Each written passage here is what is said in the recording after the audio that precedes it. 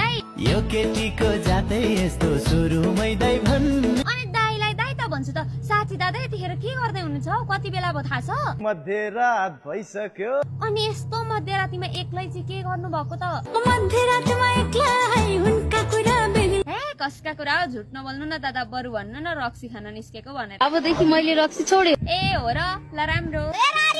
हजुर के भन्नु भएको बुझिन त मैले नेपालीमै भन्नु न अब के गर्नु बोर्डिङमा पढे मान्छे इंग्लिश नबोल्नु भनि नै आइहाल्छ ए हो र आई स्टे उतै परको झुपडीमा भयो तपाई पनि इंग्लिश बोल्ने अनि परेन त दाइ ए साँच्चै दाइ तपाईँ जहिले पनि गीत मात्रै गाउनुहुन्छ कहिलेकाहीँ त यसो भजन पनि गाउनुहोस् न भजन गाएर के गर्ने